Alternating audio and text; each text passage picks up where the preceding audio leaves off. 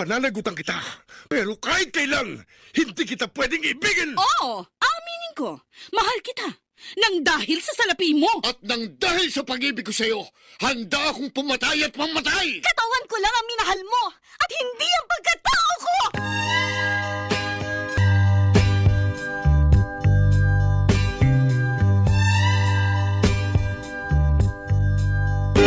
Kumusta po kayong lahat, mga giliw naming tagapakinig?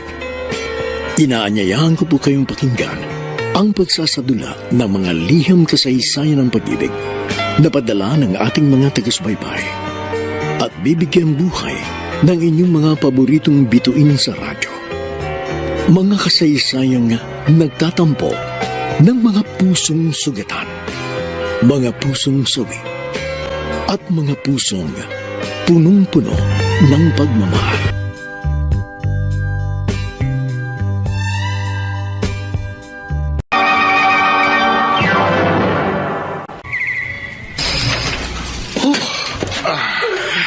Ayos na. Nakakapagod. Ang dami na nating naaning abaka. Ano? Kumusta ka naman dyan? Para ka nangihina. Masama ang pakiramdam ko. Ha? Para akong lalagnatin. Ganyan talaga sa simula natoy. Baguhan ka pala kasi sa pag-aani ng abaka eh. Ilan linggo ka pa lang ba nagtatrabaho dito? Mahigit 1 buwan na rin ako. Ganun ba? Pero pansin ko, lumalaki na yan 2 paa mo. Kabilang ka na nga talaga sa amin. Bakit nga pala karamihan sa mga nag-aani ng abaka lumalaki yung mga paa? Ang natatandaan ko, sabi ng doktor, filariasis daw ang tawag sa sakit natin. Lahat ng mga magsasaka ng abaka, lumalaki talaga ang mga paa. Pero pwede ring madali ng filariasis ang ibang parte ng katawan. Tulad nung kay Mangkulas, lumaking itlog. Gumagaling pa kaya to? Malalaki din ang mga paa ni Lola Dolores, diba? Sa tingin mo, gumaling siya sa filariasis? Hindi. Alam mo, hindi na tayo gagaling. Ganito tayo hanggang sa pagtanda natin. Di baling lumaki na ang mga paa ko.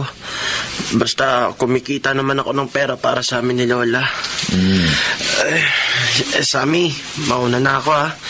Dadalhin ko na itong mga naani kong abaka. Hindi ko na kaya eh. Kailangan ko nang magpahinga. Sige na, Toy. Mag-ingat ka sa pag-uwi mo, ha? Natoy. Apo. Eto, pinagluto kita ng mainit na mami. Bumangon ka na para makakain ka ng hapunan. Salamat po, Lola. Sisimula nang lumaki ang mga paa mo. Mukhang may pilarya ka na, Apo. Medyo kumikirot po yung mga paa ko. Lalo na po yung namamagang parte. Tapos yung iba po may lumalabas na nana. Huwag kang mag-alala dyan. Normal lang sa ating mga nag-aabaka magkaroon ng ganyan. Nagkaroon ako ng pilarya nung kasing edad mo ko. Nagkasakit din ako at namaga yung mga paa ko. Pero mawawala din yan. Yun nga lang, hindi na babalik sa dati ang paa mo. Wala namang napipilayan ng dahil dyan. Hindi bali pong magkaroon ako ng ganito, Lola.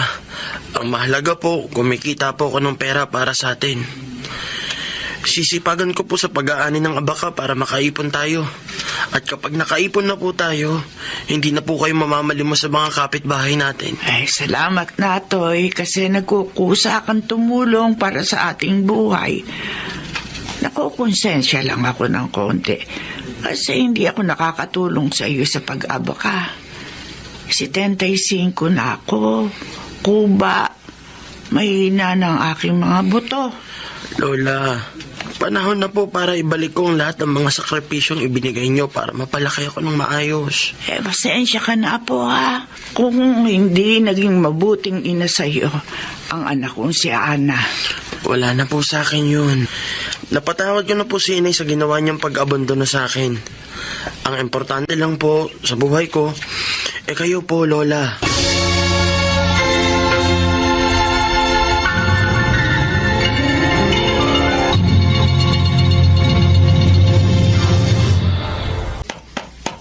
Tao po!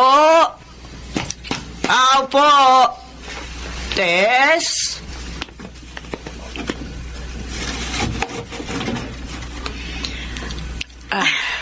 Kayo po pala, Lola Dolores. Ay, pasensya ka na, Tess, kung naistorbo kita. Hihingi lang sana ako ng konting tulong sa'yo. May sakit kasi yung apo ko, kaya wala siyang kita ngayon. Wala kaming pambili ng pagkain. Ay, naku, tamang-tama ang dating ninyo. Meron kasi ako ibibigay talaga sa inyo. Sandali lang at kukunin ko. Sandali lang.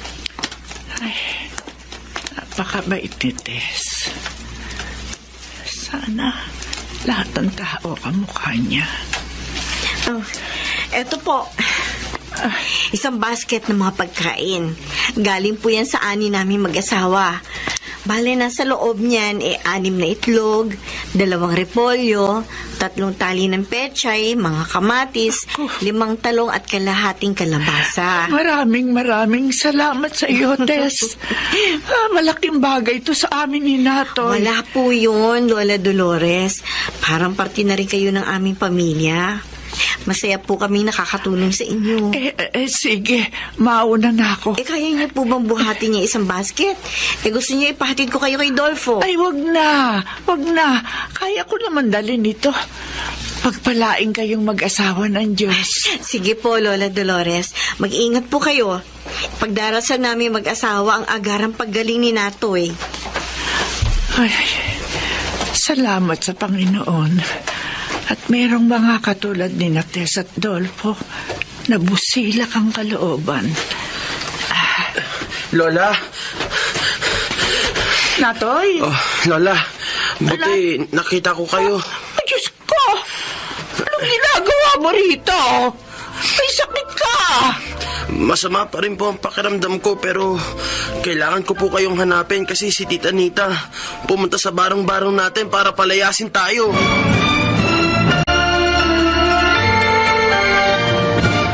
Pasensya na, Lola Dolores. Kailangan niyo umalis sa lupa ko. Ipagigiba ko itong barong-barong nyo para magpatayo ng kulungan ng baboy. Gagamitin ko sa plano ko negosyo. Nita, kung paalisin mo kami ni Natoy, saan kami titira? Aba, di ko na problema yon. Hindi ko kayo sagot ni Natoy, ano? Tita Nita, maawa naman po kayo sa amin. Ay, kung ba iiralin ko yung awa, pamilya ko naman ang mamamatay sa gutom. Oh, bibigyan ko kayo ng 3 oras para makapag-impake. Tapos umalis na kayo sa barong-barong nyo. Nita, matanda na ako. Si Natoy may sakit. Sana bigyan mo naman kami kahit 1 linggong palugit para makahanap kami ng bagong matitirhan. Ay, hindi! Basta pag sinabi ko ngayon na kayo aalis. Ngayon na!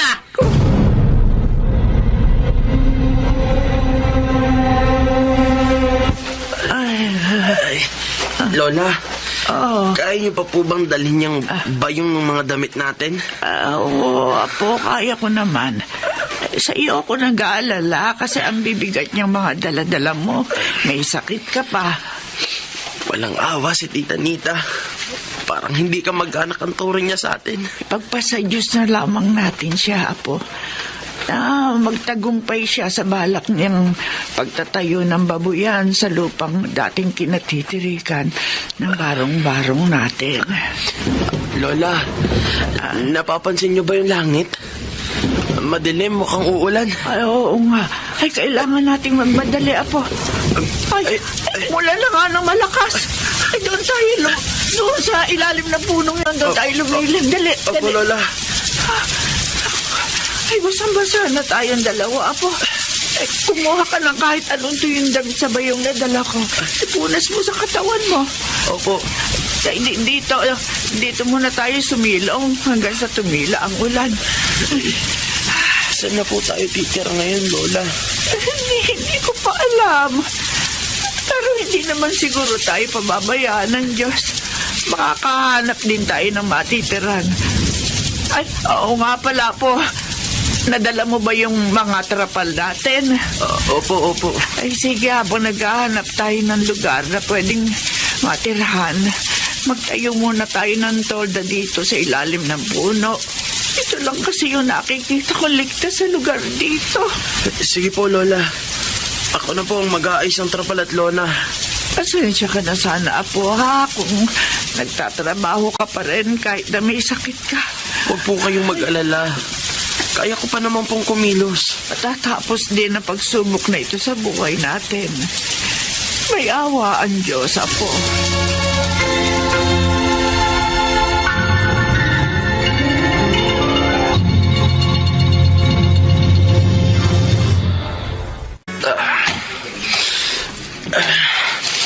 Ayan po, Lola. Ayan. Tapos ko nang ayusin ang pansamantalang tolda natin. Pinagbuti ko po ang paggawa para sakaling umulan ulit, hindi po tayo mababasa. Ay, sige, Apo. Magpahinga ka muna, ha? Malapit lang maluto itong lugaw na agahan natin. Lola, nahihilo po ako. Ay! Latoy! Ay, Diyos ko! Hindi mo tayo ka po ko! Latoy! Gumising ka po! Ay! Ang taas ang lagnat mo! Latoy! Latoy, Apo, gising! Lola? Bumangon ka muna, ha? Aalalayan kita. Kumapit ka. Dito ka muna humiga sa mga pinagpatong-patong nating karton. Yan. Nakahiga ka na. Pagkaluto ko ng lugaw, papakainin kita agad. Lola? Apo, pakiusap. Pagpagaling ka. Opo, Lola. Huwag po kayong mangamba. Gagaling din po ang sakit ko.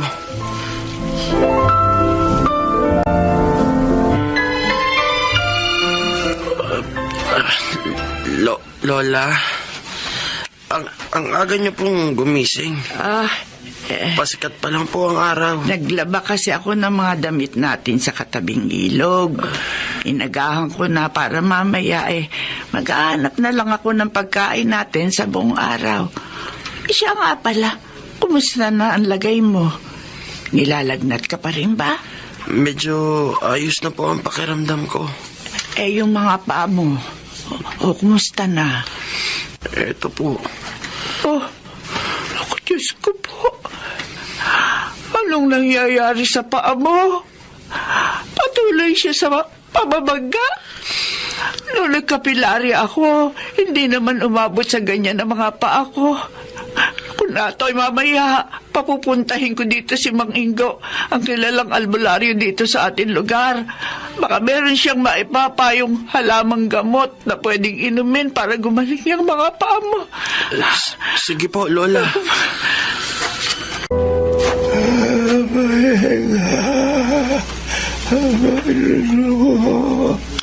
Mang Ingo, ano bang nakikita niyo?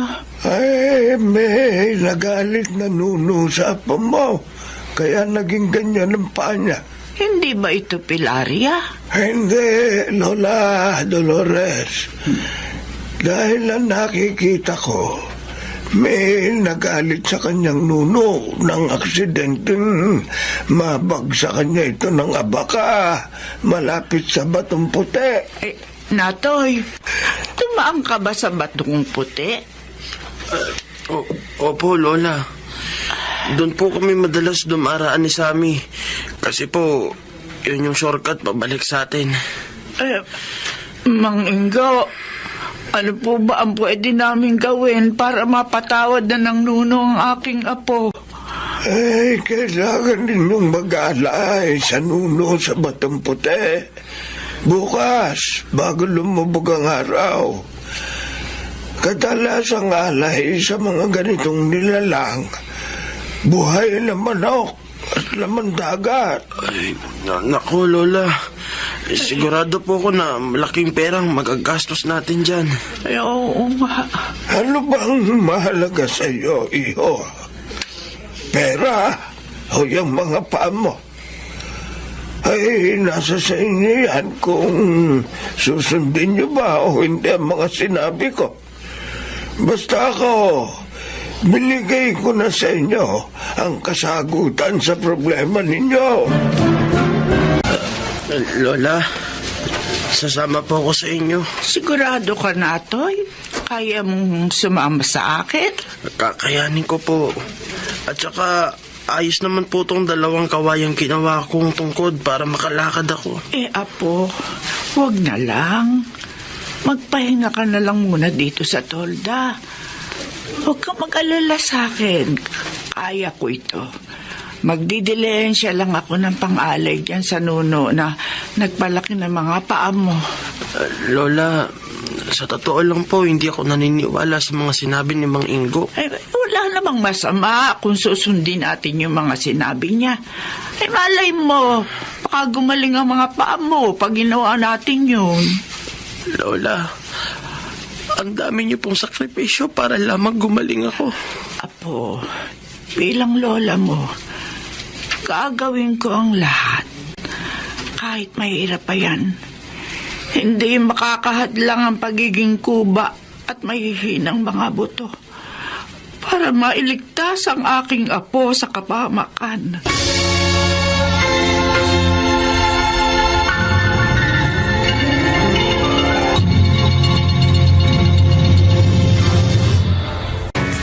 Nita? Andiyan ka ba, Nita? Nita? Nita? Ay naman, ano ba naman kayo, Lola Dolores? Nai-istorbo kayo Ano ba kailangan nyo?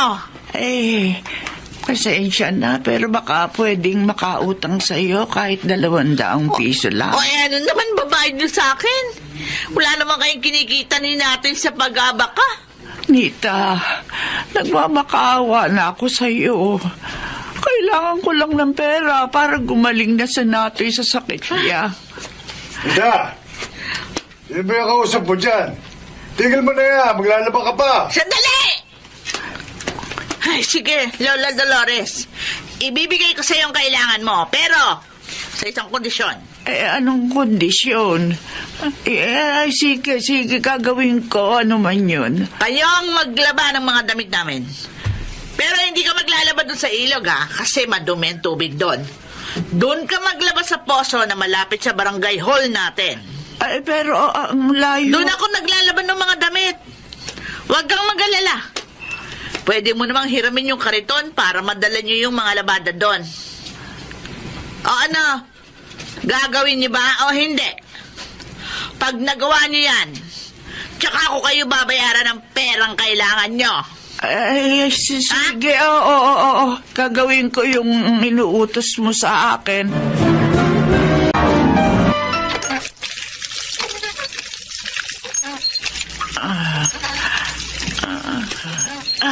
Ang hirap mag-igib sa puso. Parang mababali itong buto ko. Pero kailangan kong kayanin. Ito pwede na itong tubig na nasa palanggana ko. Maglalaban na nga ako. Ay, Diyos ko. Tulungan niyo po ako. Bigyan niyo po ako ng lakas na matapos to.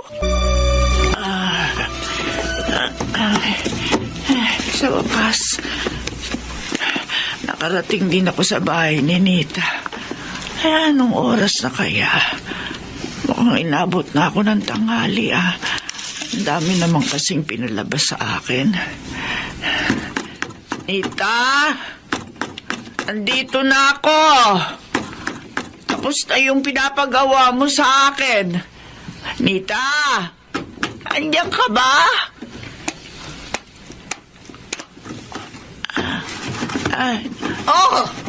Bakit nilang kayo? Ang tagal niyo naman maglaba. Pasensya ka na sana. Matanda na ako. Hindi ako katulad nung dati na mabilis kumilos. Oo nga pala. Ito na yung mga nilabang ko. Sasampay ko na lamang to sa bakuran mo. Hindi. Ako na magsasampay ng mga damit namin. Ito nga pala yung bayad ko sa iyo. Ha? 50 pesos? Oh. Hindi ba pausapan natin 200 piso. Ay, wala naman tayong pinag-usapan na 200 pesos. Tsaka ang mahal mo namang labandera. Pwede na yung 50. Pantawid gutom yun ni Natoy. Pero Nita, kulang. Ay, nako! Wala akong pera. Hirap nga rin ako sa buhay eh. Sige na, Lola Dolores. Malis na kayo! Bakit siya ganun? Ano ba naging kasalanan ko at gano'n na lang siya makatrato sa akin? Parang hindi ko siya kamag-anak. Lola Dolores? Tess. Oh, bakit po kayo umiiyak? Baka po makatulong ako sa inyo. Marami ka nang naitutulong sa akin. Alam niyo naman pong pamilya na ang turing ko sa inyo, Lola. Kailangan ko kasi ng pera para gumaling na yung apo ko sa kanyang sakit. Lumapit ako sa pamangkin ko. Pero imbis na tulungan ako, pinahirapan lang ako. Ayoko naman. Sana sa akin na lang kayo lumapit. Magkano po bang kailangan ninyo? Kahit 200 lang sana. Sabi kasi ni Mang Ingo, nanuno daw si Natoy kaya namamaga at lumalaki yung mga paa niya. Ang payo sa amin ng albularyo, may mag-aalay daw kami ng buhay na manok at laman dagat sa batong puti. Ganun po ba? Oo. Sandali lang po. Oh, eto po. Ha? 300. Ah? Sinobrahan ko na po ng 100 para pantawid gutom ninyo ni Natoy. Tess, paano ang pamilya mo? Baka naman wala na kayong pera. Malaki ho ang kinita namin mag-asawa sa ani. Kaya wag niyo na po kami alalahanin. Tutulungan ko na rin po kayo kung saan makakabili ng mga kakailanganin ninyo. Maraming salamat, Tess. Hulog ka ng langit sa amin ng aking apo.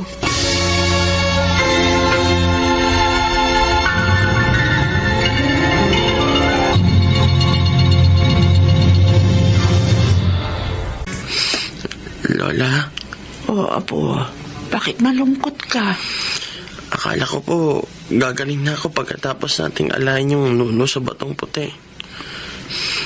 Pero hanggang ngayon, hindi pa rin po gumagaling ang mga paa ko. Parang mas lalo pa po lumala ang kondisyon. Napansin ko rin yan, Apo. 3 araw na lumipas simula nung ginawa natin ng pag-aalay. Hindi kaya kulang pa yung ibinigay natin sa nuno? Baka hindi naman po talaga ako nanuno. Kung titingnan parang katumbas na ng 5 braso mo ang kanang binti at paa mo. Bakit kaya hindi na lang po ako magpa-check up sa doktor? Apo, kung pwede lang sana. Ay, kaso nga, wala tayong kapera-pera. Meron naman po mga doktor ng pamahalaan na gumagamot ng libre, Lola. Oo, kaso Apo, matatagpuan naman sila sa kabayanan. Ang layo natin sa kanila. Kung ganun, wala na po akong pag-aasang gumaling. Apo, huwag tayong mawala ng pag-asa. Malay natin, maghimala ang Diyos. Hanap din ako ng paraan para maipagamot ka sa ospital.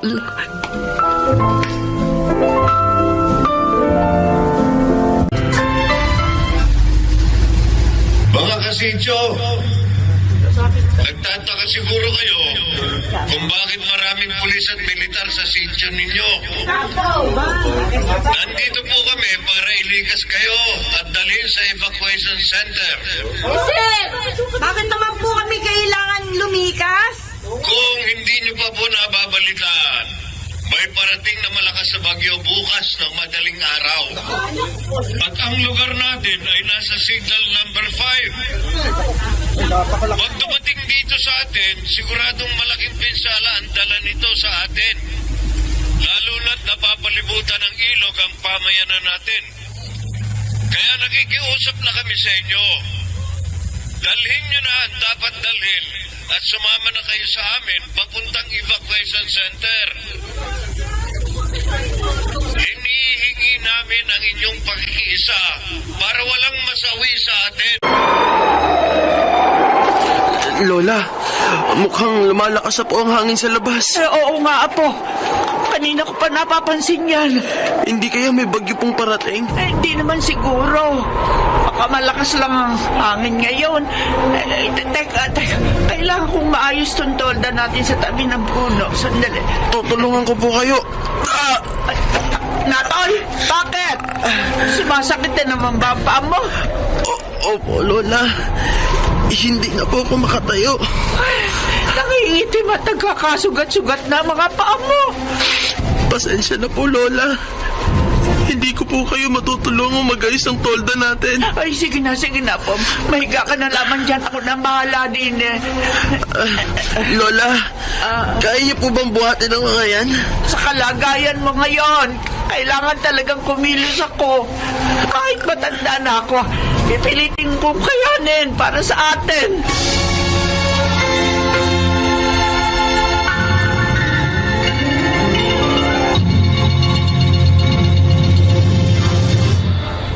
Signal number 5 po si darating na. Mga kasidyo, huwag po kayong mag-alala. Siniguro po ng pamahalang lokal na ligtas po kayo dito sa gymnasium. Tandaan, isang pamilya kada modular tent. Nakahanda na rin pong ipamahagi sa inyo mga relief goods at hygiene kits, kaya siguradong wala pong magugutom sa inyo. Ipanalangin na lang natin na sana humina agad ang bagyo para hindi na ito makapaminsala pa sa atin. Rescue kaya sina Lola Dolores at Natoy ng mga pulis at militar? Ay, teka nga. Maisa-isa ko nga itong mga modular tent. Lola Dolores! Natoy! Lola Dolores! Natoy! Ano kaya? Dito kaya ako sa gawing kanan. Lola Dolores! Natoy! Naku, mukhang wala yata sila dito sa evacuation center. Ay, Diyos ko! Sana ligtas ang maglola!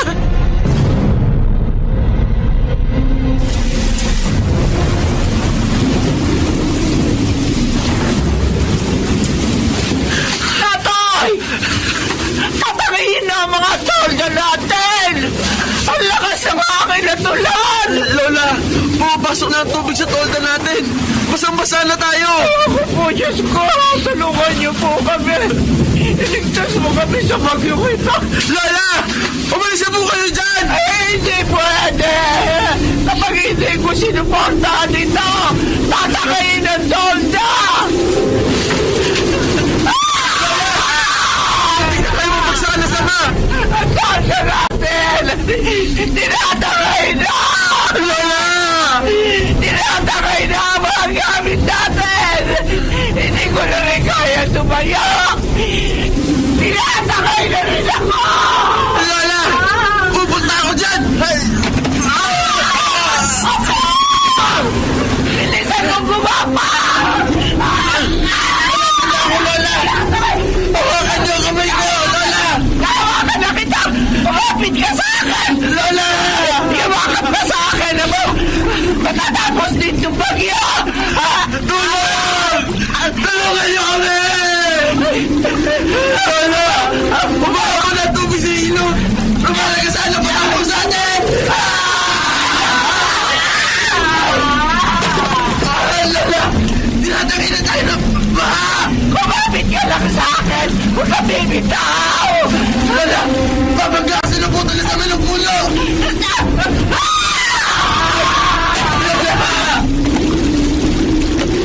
Kumakapit ako sa saka! Pero hindi tayo anuli na ba? Huwag ka bibitaw sa mga kamay ko, Natay! Lola! Hindi ko na kayang kumapit! Tatangin na ako!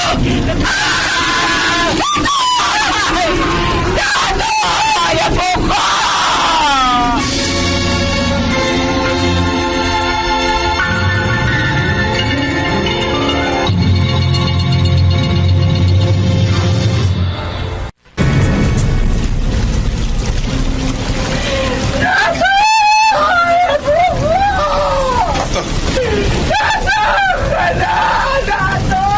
Mga kasama, may sa sanga ng puno!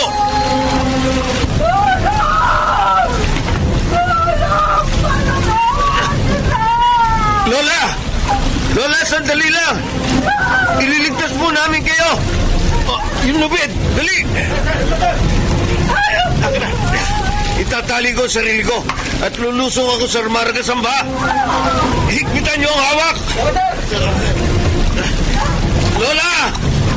Nandiyan ako!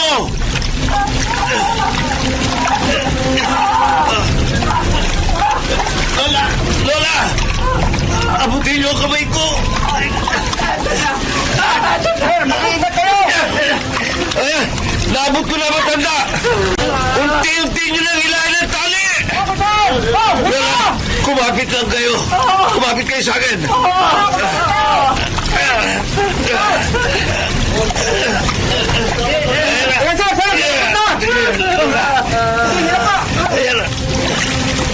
Lola! Lola! Ligtas na kayo! Mga kasama, dalhin nyo na si Lola sa sasakyan papunta sa evacuation center. Yung aking apo! Tinangay ng baha! Pakiusap, iligtas niyo rin siya! Opo, Lola. Hahanapin at ililigtas po namin ang apo nyo. Sige na po. Sumama na kayo sa kanila para madala kayo sa evacuation center.